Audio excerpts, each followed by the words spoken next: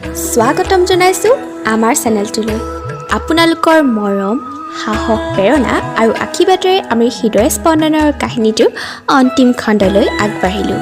প্ৰত্যেক দেওবাৰে আপোনাৰ সন্ধিয়াৰ চাহকাপৰ সৈতে শুনা সংগী হৈ আমাক এগালমান মৰম দিয়াৰ বাবে বহুত ধন্যবাদ। আপোনালোকৰ কাহিনীবোৰ মোৰ কণ্ঠত শুনিবলৈ বিচাৰিলে আমাৰ ফেচবুক আৰু ইনষ্টাগ্ৰামৰ পেজ সপোন প্ৰিয়াত আমাক জনাব। চেষ্টা কৰিম আপোনালোকৰ ইচ্ছা পূৰণ কৰাত। আপুনি শুনি আছে হৃদয় স্পন্দন এটি মিঠা প্ৰেম কাহিনী। যোৱা খণ্ডত শুনিলে বিভা ৰভাৰ পৰা নাইকিয়া হোৱা, পাহাৰত বিভাই কোনোবা আপোন মানুহক দেখি ভাগি পৰা। ৰহস্যবোৰ যথেষ্ট, গতিকে ৰহস্যবোৰ ভাঙিবলৈ আজিৰ অন্তিম খণ্ডটি আৰম্ভ কৰোঁ। গতিকে তাৰ বাবে আমাৰ চেনেলটি ছাবস্ক্ৰাইব কৰিবলৈ নাপাহৰিব। আমি আহিম আপোনালোকৰ ওচৰলৈ প্ৰত্যেক ৰবিবাৰে। শুনি আছে আজি আপোনালোকে হৃদয় স্পন্দনৰ অন্তিম খণ্ড আৰ.জে. প্ৰিয়ংকাৰ সৈতে।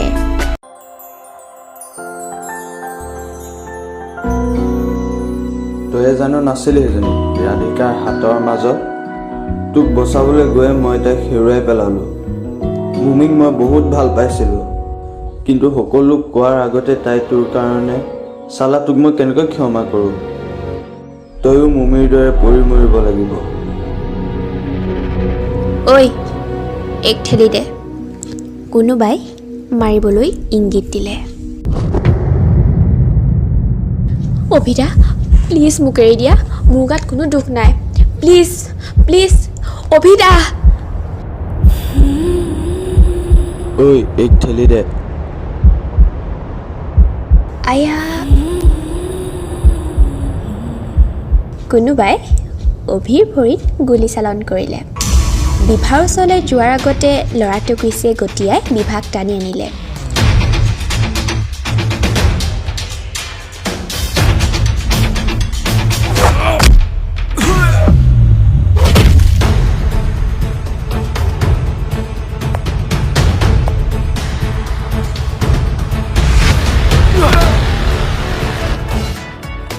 বিভাই আপোন মানুহৰ দ্বাৰা বেয়া ব্যৱহাৰ পাই যথেষ্ট ভাগি পৰিছিল, কিন্তু ঋষিক পাই তাৰ বুকুৰ মাজত সোমাই শুকুকাই কান্দি দিলে। হেই, কিয় কান্দিছা ধুনু? নাকান্দিবা, মই আছোঁ নহয়, একো কৰিব নোৱাৰে। মোক ইয়াৰ পৰা লৈ যোৱা, মই ইয়াত নাথাকোঁ। ঋষিয়ে বিভাক লৈ ঘৰলৈ ৰাওনা হ'ল। বিভা ঋষিৰ বিয়াও সুকলমেই হ'ল। বৰ্তমান অভি পুলিচৰ তত্ত্বাৱধানত।